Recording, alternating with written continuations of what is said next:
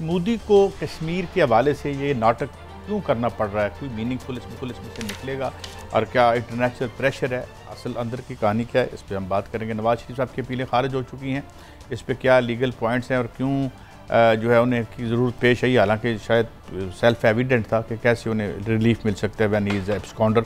इसके साथ साथ खैबर पख्तूनख्वा से सिंध तक गवर्नेंस का फुकदान क्यों है, और इसके और साथ ही बात करेंगे कि पाकिस्तान में 1.5 करोड़ मकानों की कमी है और इस कमी में हर साल इजाफा हो रहा है। ये DC रेट और असल रेट का क्या फ्रॉड है, उसमें कितने अरबों का टैक्स खाया जाता है, इस पर हम बात करेंगे। मगर बड़ी साहब पहले तो ये जो मोदी इंटरनेशनल प्रेशर आ गया, बड़ी साहब क्या है, या में ड्रामा कर रहा है? बिस्मिल्लाहिर्रहमानिर्रहीम। काजी साहब, ना कोई प्रेशर है भारत पे, ना कुछ है। मेरा एक ज़ाती ख्याल है, देखें 35 ये वैसे की वैसी है, 370 वैसे की वैसी है। हुर्रियत पसंदों को उन्होंने बुलाया नहीं, जिनको बुलाया एक फॉर्मेलिटी है कि देखें हमने इन सबको बुलाया, ऑल पार्टी कॉन्फ्रेंस की। मेरा एक ख्याल है उसका नया ड्रामा है। एक तरफ तो अपने बख्तर बना रहा है, उधर मकबूजा कश्मीर में हर तरफ अपनी आबादकारी भी कर रहा है। दूसरी तरफ दुनिया को दिखाने के लिए देखें, मुझे आज़ाद कश्मीर मकबूजा कश्मीर के लोगों को साथ में ला रहा हूँ, जबकि ये कठपुतली उसके हाकम रहे हैं। असल बात तो ये है ना, अगर वो भी हमारे साथ 370 और 31 कर देता है फिर तो है, बाकी अदरवाइज ड्रामा है। लेकिन जनरल साहब यकीनन हमसे जनरल साहब हमारे साथ हैं, मगर बीच में एक ब्रेक आ जाएगी जनरल साहब, मगर हम बात का आगाज़ कर लेते हैं क्योंकि अजान की ब्रेक होती है, मगर बात थोड़ी गुफ्तगू करते हैं, आप शुरू करते हैं, फिर ये गुफ्तगू जारी रहेगी ब्रेक के बाद भी। जनरल साहब वेलकम टू द शो। ये तो पहले आप क्या समझते हैं कि इसकी क्या अहमियत है डिप्लोमेटिकली, वो क्या गेन करना चाहते हैं इस एक्सरसाइज से, और इस एक्सरसाइज में क्या कुछ हमें रिलीफ देना जो है हो सकता है, ये सारा ये आपको क्या लगता है जनरल साहब? बिस्मिल्लाहिर्रहमानिर्रहीम। देखिए कायद साहब, इन्होंने मोदी ने अपनी जो आइंदा के लिए प्लान बनाई है, उस प्लान की अप्रूवल और असम्बली की बहाली मशरूत रख के वो इनसे बातचीत करना चाहते हैं। प्लान ये है कि यहाँ पे हिंदू मेजॉरिटी कायम करनी है कश्मीर में और मुसलमानों को माइनॉरिटी में कन्वर्ट करना है। आज 87 सीटें 87 सीट्स हैं कश्मीर की असम्बली की, उनमें से 4 सीटें हैं लद्दाख की और गालबन कारगिल की भी 1-2 सीटें हैं। उनको ये अलग करके तो बनाना चाहते हैं कि वो पक्का यूनियन टेरिटरी रहे, कश्मीर से अलग हो जाए। उनकी जगह पे 3 या 4 नई कॉन्स्टिट्यूएंसीज जम्मू के साथ बनाने लगे हैं और उनमें पीर पंजाल जो है रेंज है, इसके साथ जम्मू की तरफ 3 अजला हैं कश्मीर के सौपर वगैरह, उनको शामिल कर रहे हैं जम्मू के साथ। इस तरह ये सीटें 7 बढ़ा के और फिर यहाँ पे आबादकारी इन्होंने की है, क्योंकि जैसे भट्टी साहब अभी फरमा रहे थे कि आर्टिकल 35 ऑपरेटिव है, उसके तहत हिंदू शहरी इतनी ज्यादा शहरियत दे दी गई है कि उन लोगों को रहने का नहीं कि वो आके कश्मीर में रहे, लेकिन उनके पास वोटिंग राइट है। वो जहां भी रहते हैं, जिस दिन वोटिंग होगी वो आके वोट डाल सकते हैं। तो इस तरह वो हिंदू मेजॉरिटी जो है वो मिलेगी। कश्मीर की सीटें पूरी करके लद्दाख अलग करके तो इनको वैली उसमें चले जाएगी माइनॉरिटी में, और जम्मू और जो एडिशनल अजला या कॉन्स्टिट्यूएंसी उनके साथ बना रहे हैं वो मेजॉरिटी में आएगी। नतीजा ये कि मुसलमान यहाँ पे हमेशा के लिए एक माइनॉरिटी की शक्ल इख्तियार कर लें। अब इसमें हो सकता है कि सौदेबाजी ये हो कि चीफ मिनिस्टरशिप जो है वो मुसलमान को दे दी जाए, फारूक अब्दुल्ला को दे दी जाए, लेकिन नीचे सारा सेटअप जो है वो उसी का हिंदू का हो, वो चलने न दें, चीफ मिनिस्टर को कुछ करने ही न दें। तो इस तरह की चीजें हैं। अब ये जो चूंकि जो फारूक अब्दुल्ला फैमिली है, या आप देख लीजिए ये मुफ्ती महबूबा की फैमिली है, मुफ्ती फैमिली, ये लोग वो हैं जो हमेशा से इंडिया की लाइन टो करते हैं। ये किसी न किसी चीज पे सौदेबाजी करके तो शामिल हो जाते रहे। ये 11 पार्टियां जो उन्होंने शामिल की थी, उनमें 4-5 तो हिंदू पार्टियां हैं, बाकी मुसलमान पार्टियां, लेकिन वो सारे बेकाऊ माल हैं, जिसमें सजाद लोन वगैरह ये लोग हैं जो कि बिल्कुल बेकाऊ हैं और मोदी के इशारों पे चलते हैं। लिहाजा उनको तवक्को ये थी कि ये सारे आके इस सिस्टम को जो नया हम अरेंजमेंट कर रहे हैं ये कबूल कर लेंगे, इसको ऑथेंटिकेट कर देंगे, एग्री कर जाएंगे, और इसके बदले में हम असेंबली बहाल करेंगे, और असेंबली बहाल होगी तो उनका काम बन गया मोदी का, वो हिंदू मेजॉरिटी बन गई। ये वो अच्छा जल साहब, ये मैं महबूबा मुफ्ती आपको सुनवा, आपने महबूबा मुफ्ती का जिक्र किया।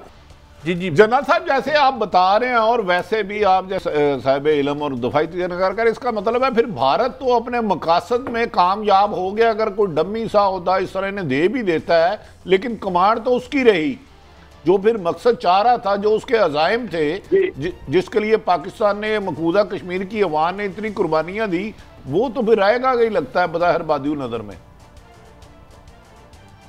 देखिए मैं उस पर भी आता हूं, लेकिन एक चीज मैं आपको करूं कि ये सारे शक्ल को बदल देगा इसके की इस वजह से कि कश्मीर अगर उसको रियासती असम्बली बहाल होती है तो ये भारत की दूसरी रियासतों की तरह एक रियासत हो, तो आर्टिकल 370 रेलेवेंट ही रहा।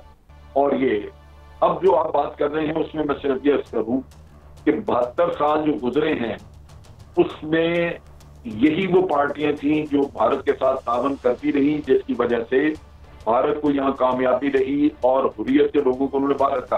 अगर ये गद्दार लोग शामिल ना होते, ना मिलते, तो कभी भी या तो कश्मीर में इलेक्शन ना होते, और अगर इलेक्शन होते तो ये कभी ना होता कि उसके नतीजे में कोalition गवर्नमेंट। डॉक्टर साहब, आपने बड़ी अहम जनरल साहब बात की, हुर्रियत पसंदों को तो उन्होंने अब भी नहीं बुलाया। क्या ये एक स्कीम आपको सोची समझी मकारी चाल लग रही है? देखिए सिर्फ इतना नहीं, हुर्रियत वाले जेलों में हैं। अभी आपको याद होगा कि अशरफ चराई साहब जेल में इंतकाल करके गए, तो ये तो सारे जेलों में पड़े हुए हैं। इसका पहला मुतालबा तो ये होना चाहिए था कि उनको पहले निकालें और उनको इन्वाइट करें। ये मोदी ने चाल चली है जो बिल्कुल उसको यही ख्याल है। और मैं एक और चीज आपको बताऊं, जब फारूक अब्दुल्ला को और उमर अब्दुल्ला को इन्होंने डिटेंशन से रिहा किया है तो उनके साथ ये तय पाया था कि हम असेंबली किसी स्टेज पे बहाल करेंगे और आपको चीफ मिनिस्टरशिप देंगे। फारूक अब्दुल्ला को यहां तक ऑफर हुई थी कि आपको भारत का वाइस प्रेसिडेंट बनाए।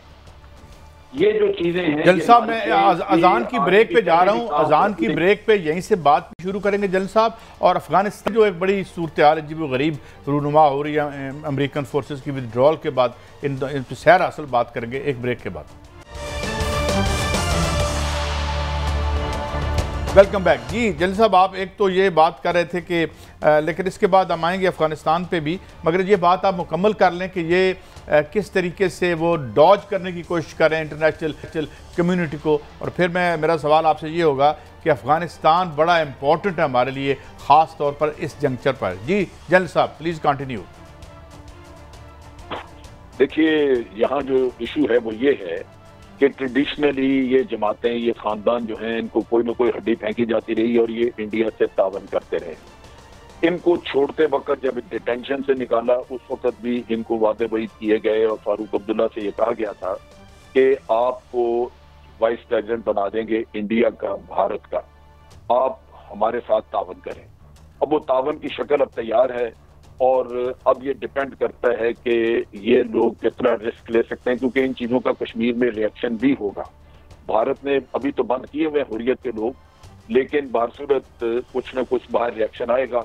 जिस दिन हुर्रियत के लोग बाहर आए तो उस दिन ज्यादा मसला। अगर गवर्नमेंट बन भी जाती है रियासत की और ये चीफ मिनिस्टर वगैरह बन जाए कोई इनमें से, तो इनके लिए बड़ा मुश्किल होगा कि ये अवाम को फेस कर सकें, जबकि हुर्रियत के लोगों को जेलों में रखा हुआ है।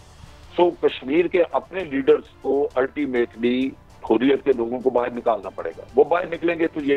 अच्छा जनरल साहब, मैं एक सवाल करता हूँ, अगर ये महबूबा मुफ्ती को 370 पसंद नहीं है तो बेहतर ये ना होता कि इस कॉन्फ्रेंस में जाने से पहले वो शर्त रखते कि हुर्रियत पसंद के जितने भी रहनुमा उन्हें जेलों से रिहा करे और इस ऑल पार्टी कॉन्फ्रेंस का उन्हें भी हिस्सा बनाए, अगर उनकी इतने ही सिंसियर हो गए हैं ये वहां की अवाम के साथ। देखिए ये मेरा ख्याल है ये इन्होंने करना ही नहीं था। उसकी वजह ये है कि अंदर से ये तैयार हैं भारत के साथ तावन करने के लिए, जिसकी वजह से, वरना ये आपकी बात बिल्कुल दुरुस्त है कि इस स्टेज के ऊपर जब मोदी बुला रहा है तो बजाय इसके कि ये जाके वहां एक शर्मिंदगी उठाएं या उससे इत्तफाक करें ना करें, यहाँ शराइत रख देते कि जी हम आएंगे आपके पास, लेकिन उससे पहले ये चीजें करें। लेकिन उन्होंने नहीं की। उससे आप यही अंदाजा कर लें कि ज़हनी तौर पे ये माइल हैं इस बात के लिए कि हमने भारत से तावन करना है। सो छोटी मोटी कोई रियायत शायद मांग लें, लेकिन बुनियादी चीज वही है जो आपके अपने मफादात हैं, जिसमें उनको ऑफर्स की हुई हैं या उनको कोई उन्होंने पेशकश की हुई है कि आपको ये दे देंगे, ये लगा देंगे। तो ये बड़े, इसमें बड़े बड़े घटिया लोग बैठे हैं। जी मालिक साहब, आप जनरल साहब मैं थोड़ा सा कमेंट करूंगा, फिर उसके बाद मैं आपसे सवाल करना चाह रहा हूँ। मेरा कमेंट ये है कि अगस्त 2019 से पहले ये बहस थी कि पाकिस्तान एक फरीक है मसला कश्मीर का, और इंडिया हमेशा यही कहता रहा कि शिमला मुआहदे के तहत ये बायलैटरल इशू है, आप हमसे बात करें। यहाँ पे बहस ये होती थी कि यूनाइटेड नेशन की करारदादों पे अमल दरामद होना चाहिए। अब हम इस सिचुएशन में आए हुए हैं कि जी 2019 का स्टेटस वापस आ जाए, तो मसला कश्मीर किधर गया, पाकिस्तान किधर गया, अक़वाम मुत्तहिदा किधर गई।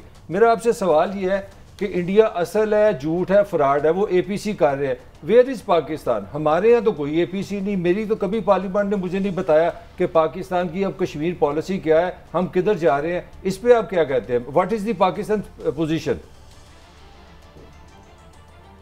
देखिए, जो पोजीशन ली हमने वो ये है कि 5 अगस्त 2019 के इक़दाम को अगर ख़त्म करें तो फिर बातचीत का आगाज हो सकता है। हमने ये नहीं कहा कि आज हम सिर्फ वही मांग रहे हैं।